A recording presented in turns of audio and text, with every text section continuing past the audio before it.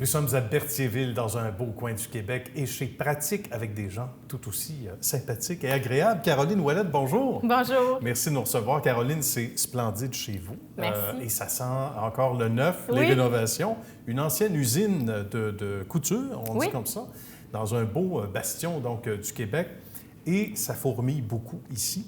On va parler d'abord de ce que c'est que Pratique, parce que beaucoup de monde qui y travaille, que ce soit en télétravail ou ici sur les lieux. Qu'est-ce que Pratique? En fait, Pratique, c'est une firme de ressources humaines et de santé-sécurité. On donne de la formation, on accompagne aussi les entreprises, les gestionnaires à développer des programmes en ressources humaines, à faire de la formation pour leurs gestionnaires. Donc, on accompagne vraiment à plusieurs niveaux. On peut faire de A à Z l'accompagnement et la création de départements ressources humaines aussi. En santé-sécurité, des fois, on troque la robe pour un casque et j'imagine. Des câbles d'acier. Chez vous. Non, c'est ça. Donc, autant qu'on forme pour chariot élévateur, nacelle, simdut, travail en hauteur, cadenassage, qu'on s'en va vraiment dans le concret ressources humaines, disciplinaire, recrutement, évaluation. On vient accompagner les gestionnaires. C'est pas toutes les entreprises qui peuvent avoir une personne en ressources humaines à temps plein chez eux. C'est vrai. Quand ils sont 50 à 75 employés et moins, souvent, ils vont attendre d'atteindre ce chiffre-là pour embaucher quelqu'un à temps plein. Voilà. Mais ils ont beaucoup de besoins. J'imagine. Puis évidemment, ça évolue rapidement. Qu'est-ce qui revient le plus souvent en termes justement d'entente avec ces entreprises-là? Qu'est-ce qui est peut-être le plus fréquent? Ça va être vraiment de les organiser au niveau ressources humaines, de vraiment bâtir avec eux leur manuel d'employés, leurs procédures internes. Là, on parle souvent de télétravail aussi, mais comment on gère le rendement en télétravail?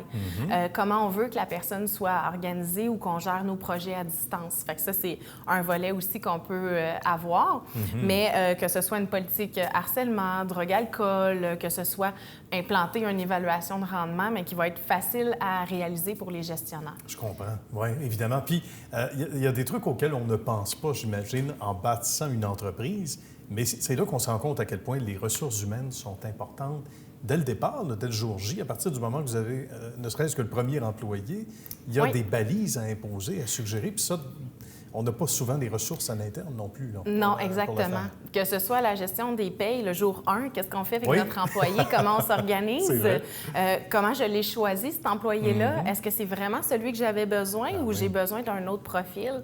Je suis en croissance, qu'est-ce que je fais? Est-ce que je vais me chercher quelqu'un au niveau administratif ou je vais me chercher un spécialiste dans mon domaine pour agrandir mon équipe? Fait qu'on vient aider les gestionnaires à prendre ces décisions-là.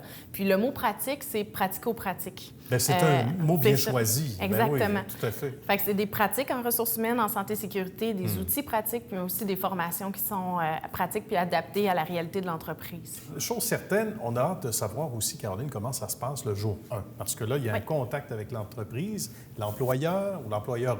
Ça se passe comment, le jour J? En fait, on reçoit un téléphone des fois d'une personne qui est complètement débordée, qui ne sait plus où mettre la tête, qui ne sait pas par où commencer, mais qui voit que ça grossit et qu'il n'y a pas le contrôle de cette croissance-là.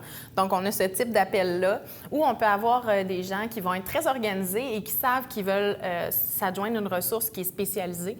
Donc, peu importe le type de client, dès le jour 1, ce qu'on va faire, c'est une rencontre avec eux pour pouvoir établir les besoins qu'ils ont au niveau ressources humaines ou santé-sécurité. Puis, on va leur proposer des éléments à mettre en place et on va les accompagner de A à Z. De plus en plus, on a accès à de la formation en ligne pour pouvoir choisir les modules qui nous intéressent aussi. Puis, des fois, comme gestionnaire, on peut être bon dans plusieurs modules, mais il y en a un qui est plus difficile. Fait qu'à ce moment-là, pour celui-là, bien, on peut ajouter à ça du coaching puis de l'accompagnement individuel après une formation, que ce soit en ligne ou en personne.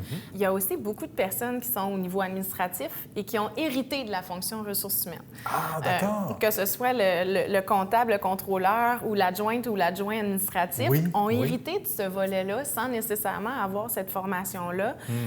Ou pour eux, ça peut leur demander beaucoup de temps à chercher une réponse alors que nous, en un coup de fil, on est capable de répondre à ça rapidement. Et vous êtes de la catégorie médiateur, sans avoir de titre, on va dire comme ça, parce que souvent, vous regardez, vous n'avez pas la vue du patron ou de la patronne, le nez collé à l'écorce où on ne voit pas la forêt. Vous voyez ça avec distance.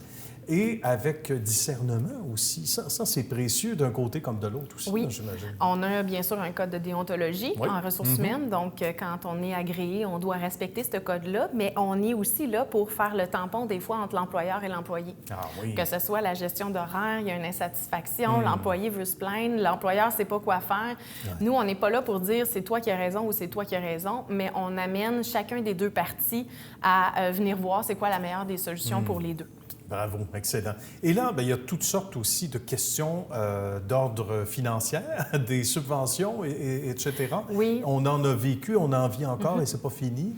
Et là aussi, vous apportez du vôtre, là. Oui, bien en fait, c'est ça, c'est que les entreprises peuvent aller chercher une subvention pour avoir de l'aide au niveau de la gestion des ressources humaines et de certaines formations pour améliorer les habiletés de gestion de leurs gestionnaires.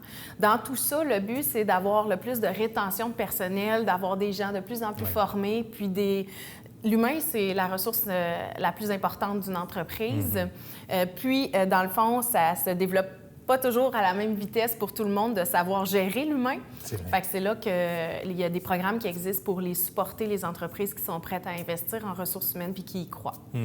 Et de garder ces gens autant que possible, ça aussi, c'est précieux parce que d'abord, à former de nouvelles personnes, etc., ça représente tout un défi. Alors, au moins, on connaît nos gens et souvent, bien, c'est la meilleure des solutions avec les bons outils et surtout la belle équipe de Caroline. Oui. Alors, on salue tout ce beau monde, des gens qui vont se reconnaître, qui travaillent, on le disait, soit d'ici ou de l'extérieur. Bien, bravo pour ce beau succès, ma chère Caroline, puis au plaisir de refaire un reportage comme ça dans quelques années. Bien, merci beaucoup. Avec une belle progression. Merci. Merci. À bientôt.